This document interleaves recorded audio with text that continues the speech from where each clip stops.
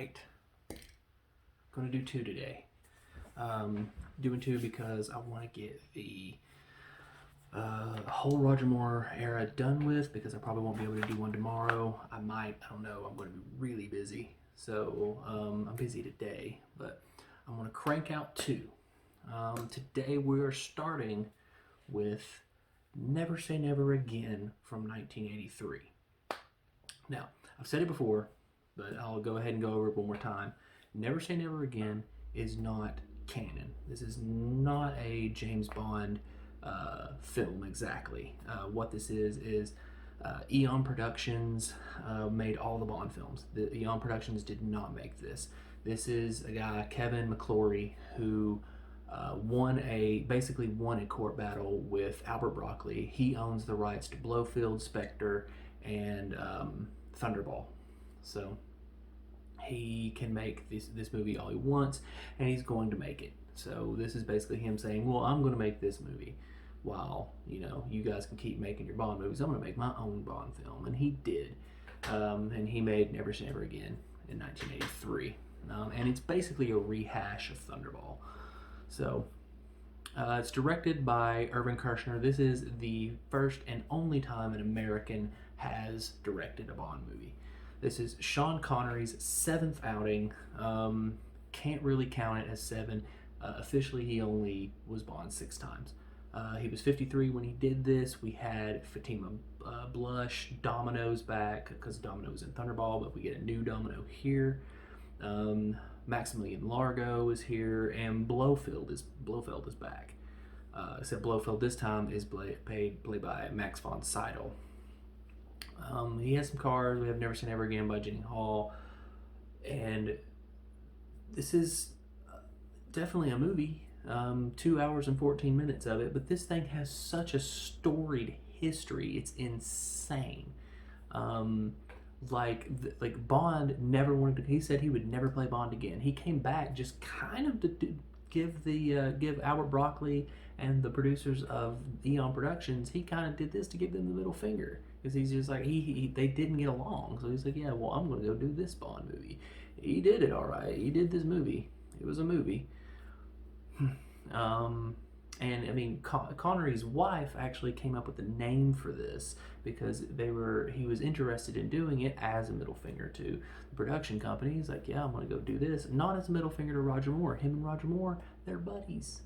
But he's like, I'm going to do this. And when he signed on to do it, his wife said, you know what? Never say never again.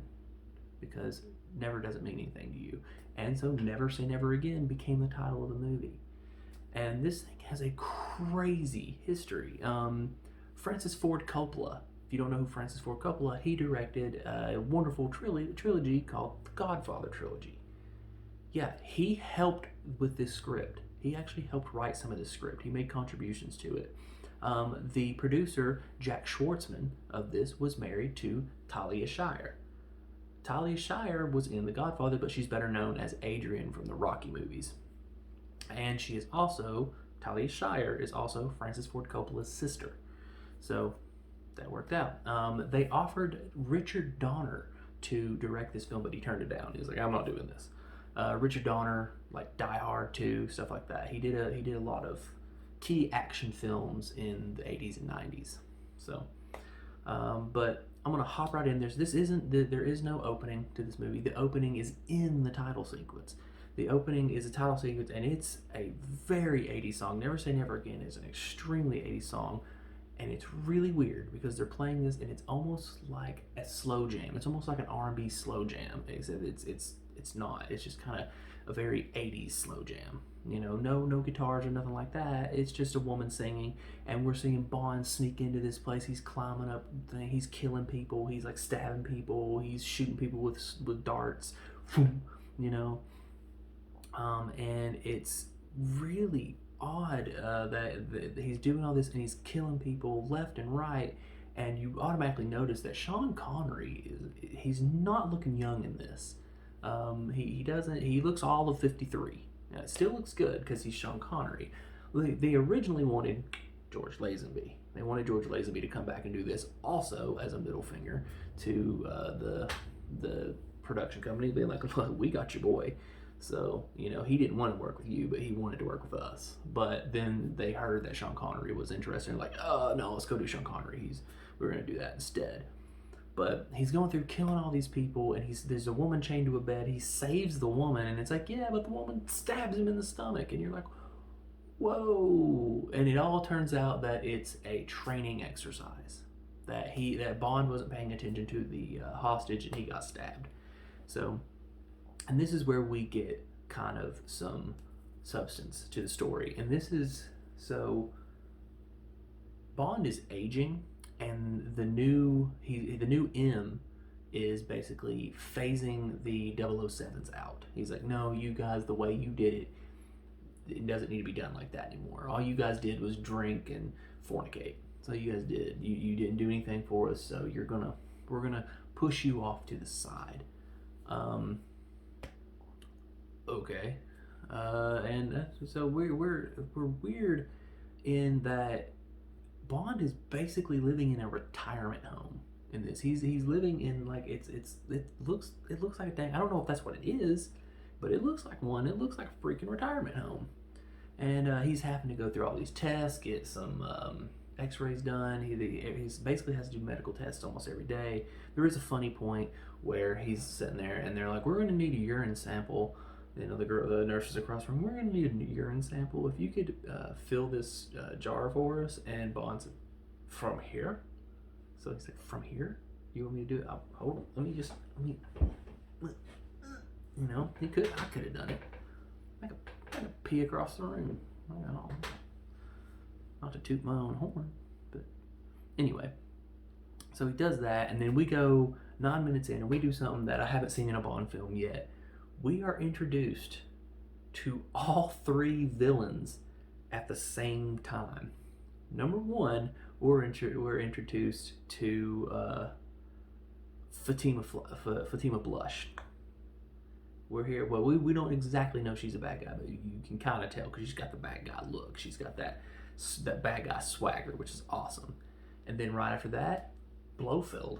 Blofeld was petting his cat. Yeah, the first thing you see is him petting that cat. You know, well, that's definitely Blofeld. He's not bald this time, but he's in there. And then we go straight into Largo, which we don't meet in person, but they show you who he is on the screen, and he's a bad guy. They basically say he's insane. And I was like, okay, cool, man. And we go back to Bond getting a chiropractor thing. A woman chiropractor's kind of cracking his back and things like, all right. And then he's like, oh, there's better things you can do to fix your back. And oh, really? What's that? And well, he bangs the chiropractor. One down.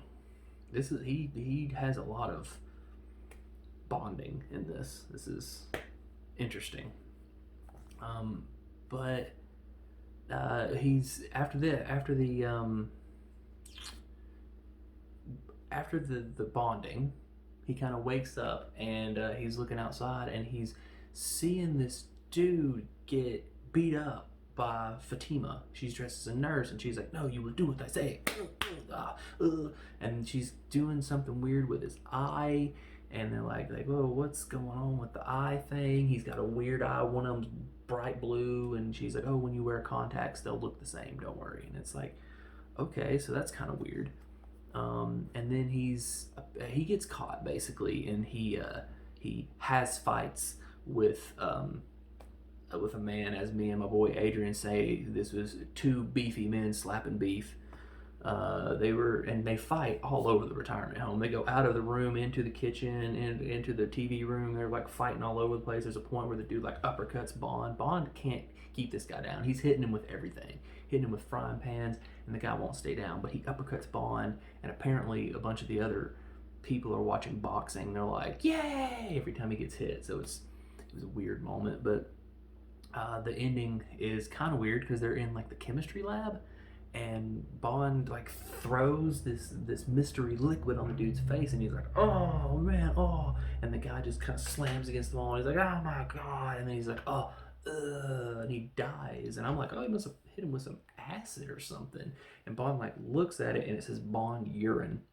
So it's like he just killed him with his pee. But then the guy like leans forward and falls, and he has a bunch of shards of glass in his back where he hit the wall, and all the like the tubes and stuff broke off into his back. So that was because Bond was like, oh man, my pee killed him. And I was like, given the amount of STDs James Bond probably has, there is probably things living in there that would kill a human being. Like, I wouldn't doubt that one single bit. Oh well. So, but we find out more about this guy with the eye thing, and it turns out that he has a perfect replica of the president's eye.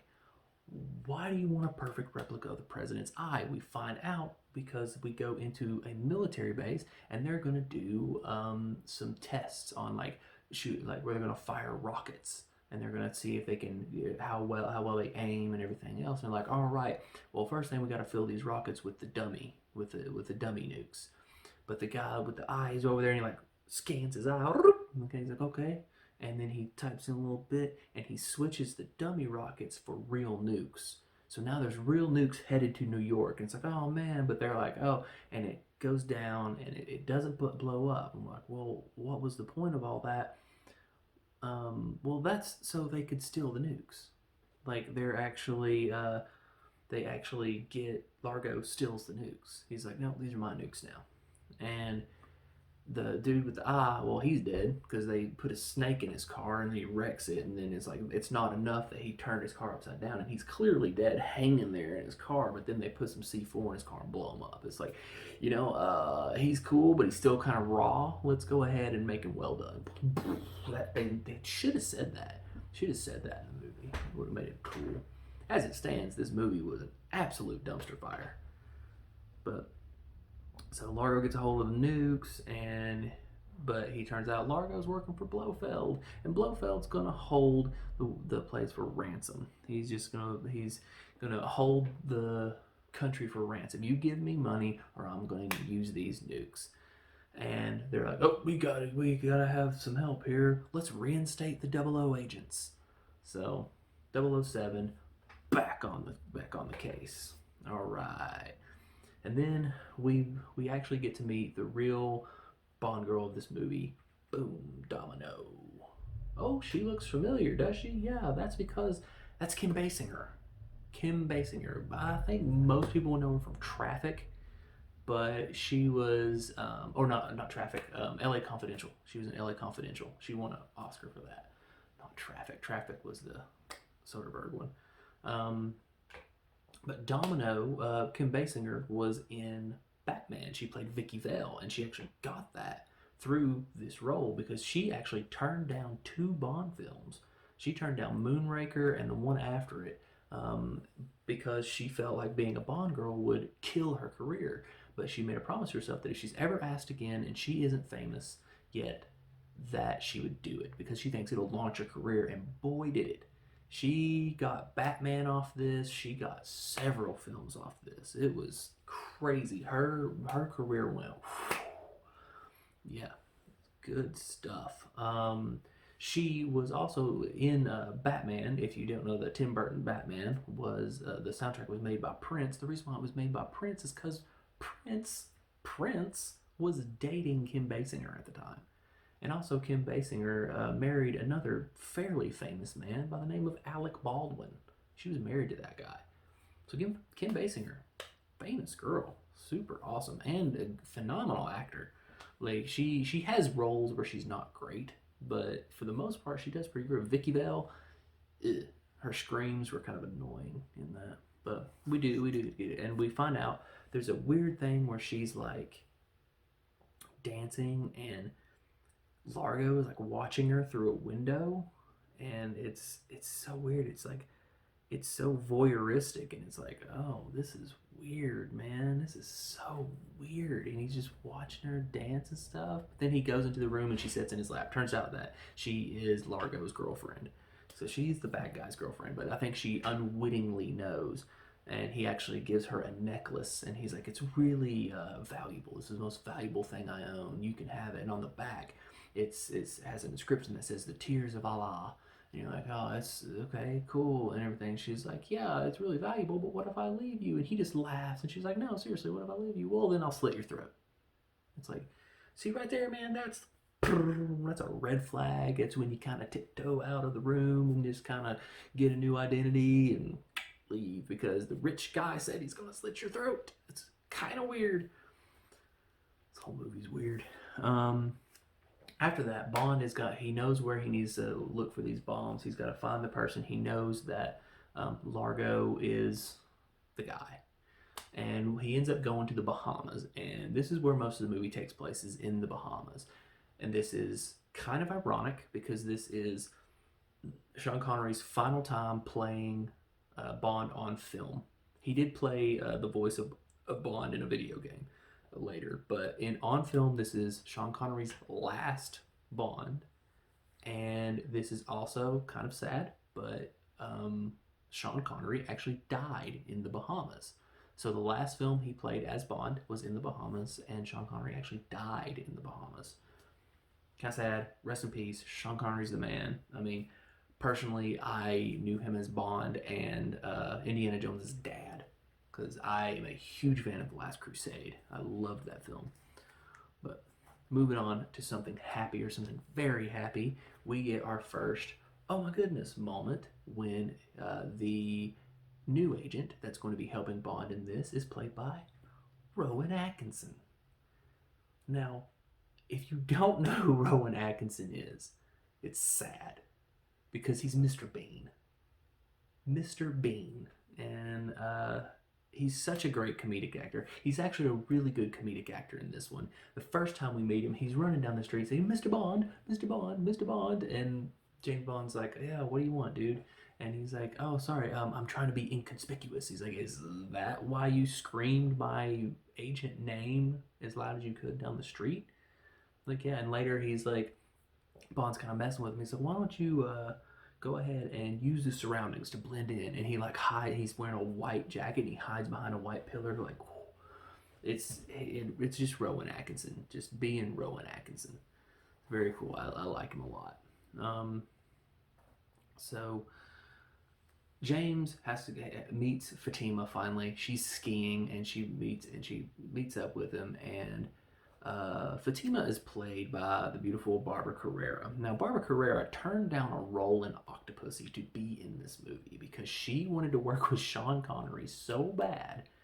It's not only that. Her and Bond gets down. They do the deed. They bond.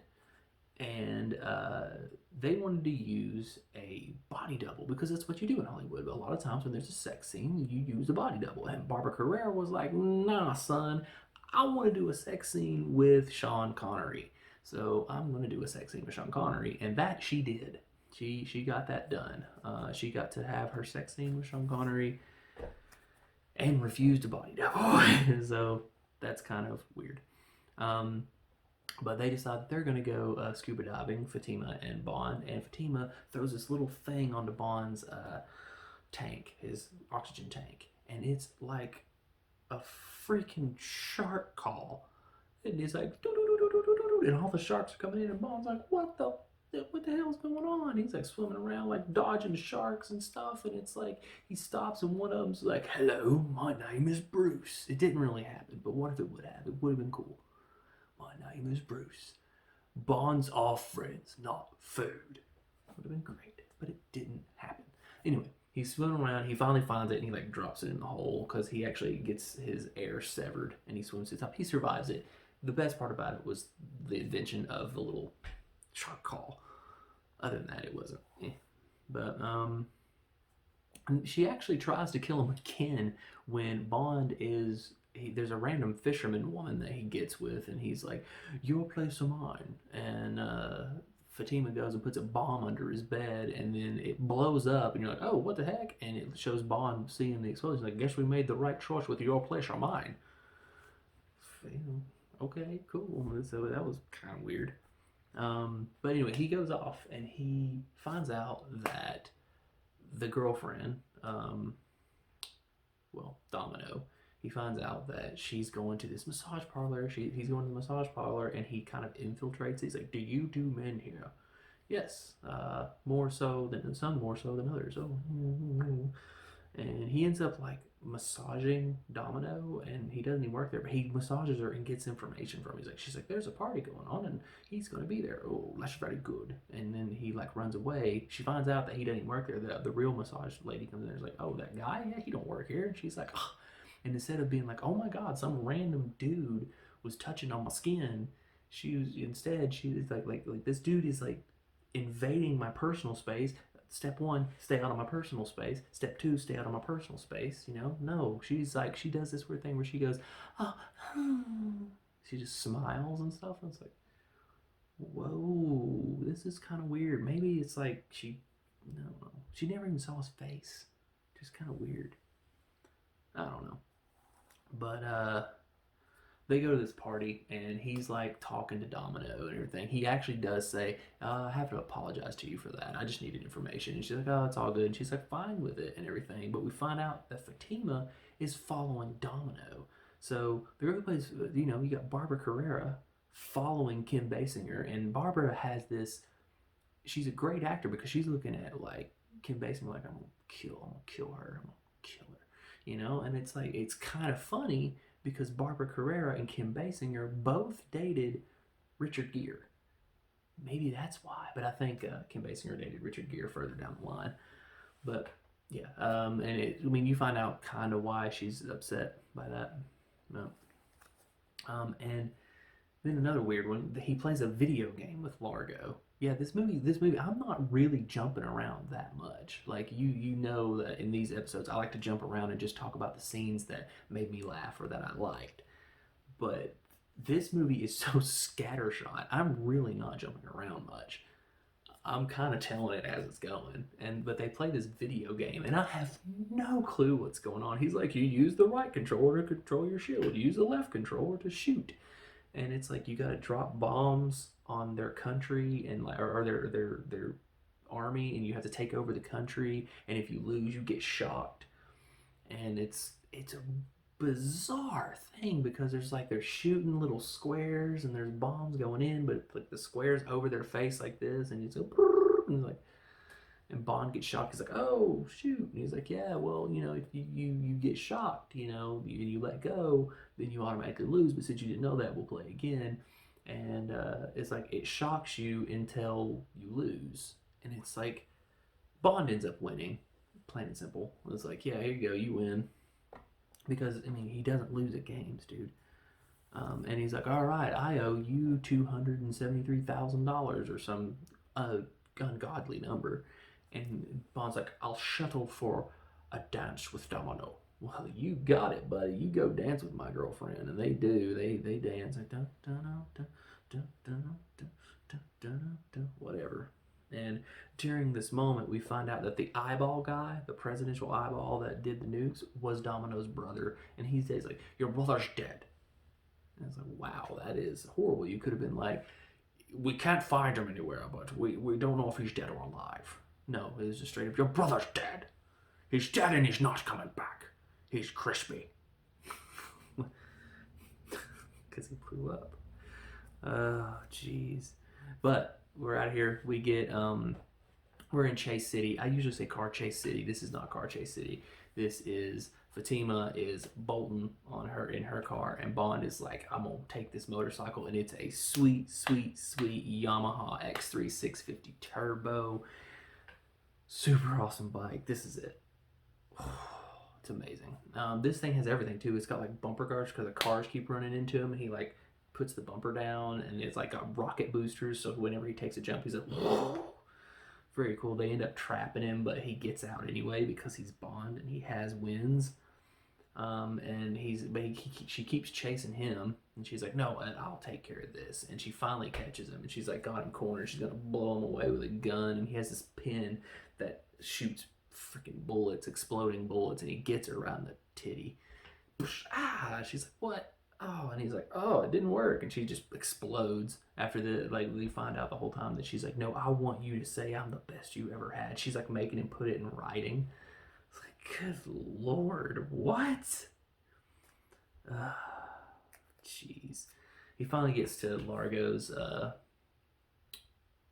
layer, and he finds the two-way mirror where Largo watched Domino before, and he's like, I'm going to elicit a reaction. Kiss me and pretend you enjoy it.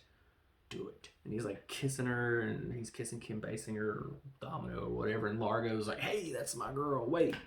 And then he's not there, and James is like running around doing it. And I know this isn't making sense. The end of the movie doesn't make sense. It's so freaking scattershot, man. It's crazy. This is a horrible movie. Anyway, but they end up getting captured again. Bond gets captured again, and he's like, why don't you just tell me where the bombs are since I'm going to die anyway? And he does. He tells Bond where one of the bombs is. He's like, yeah, it's right under the feet of the president of the United States. Oh, okay, cool. Thanks for telling me where the bomb is. He gets out with a gadget watch that has a laser coming out, and he just gets out, and like, oh, okay, cool.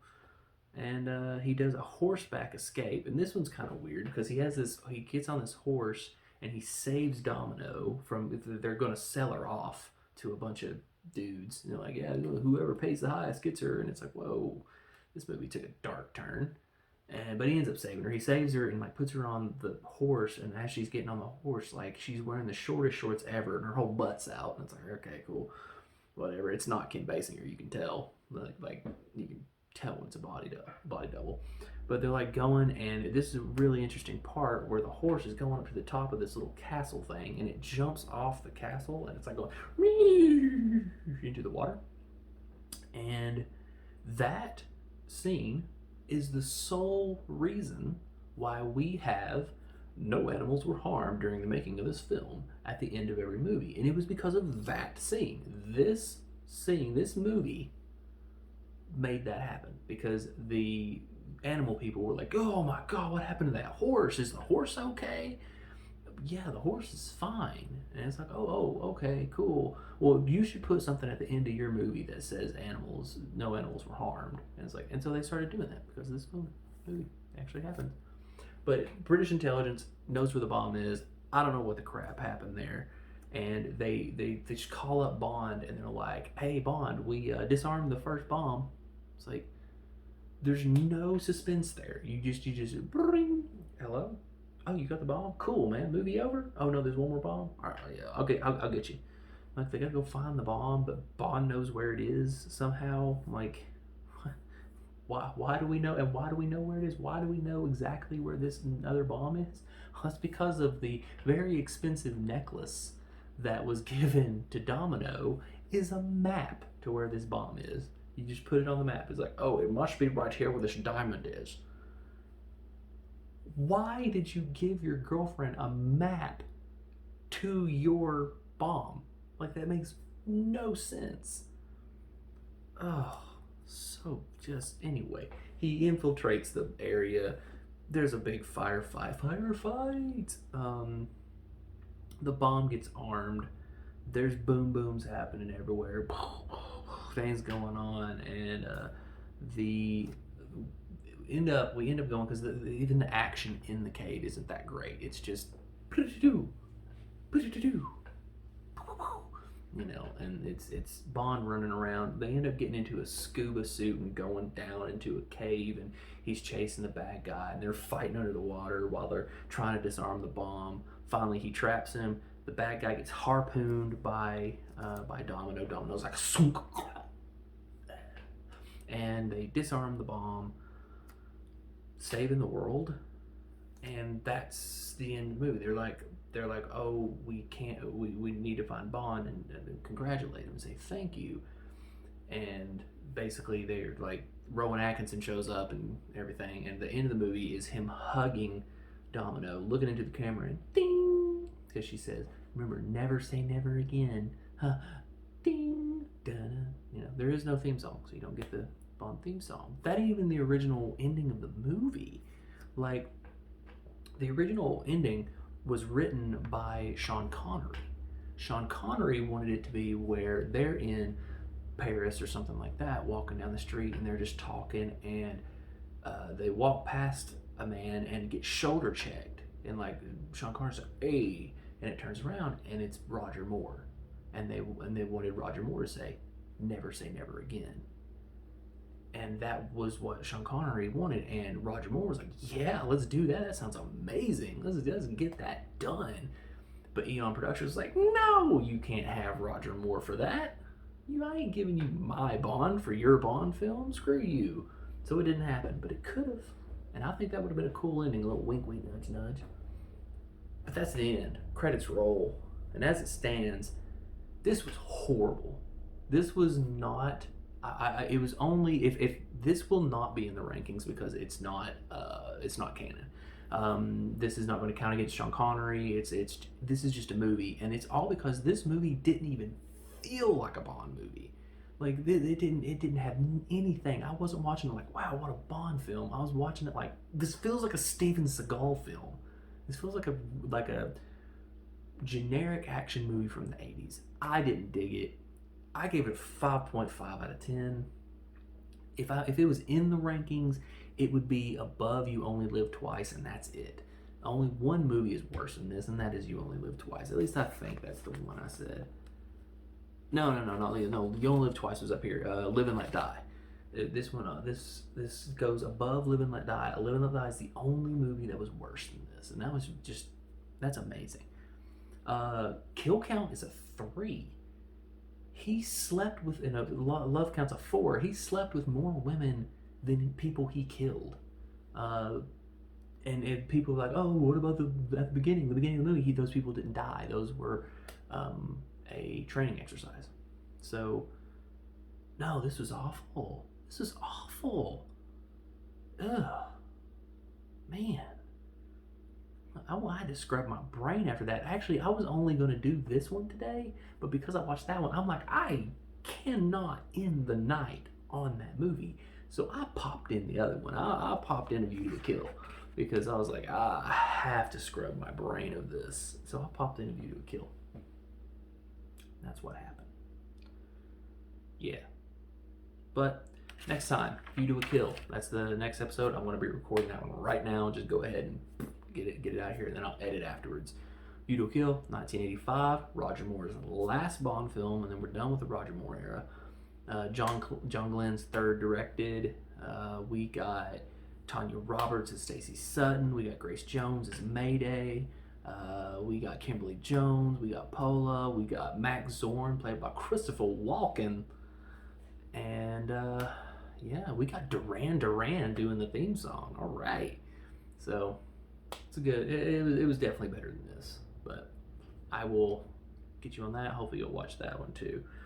But DC, and that was if you want to call it a film, that was a film.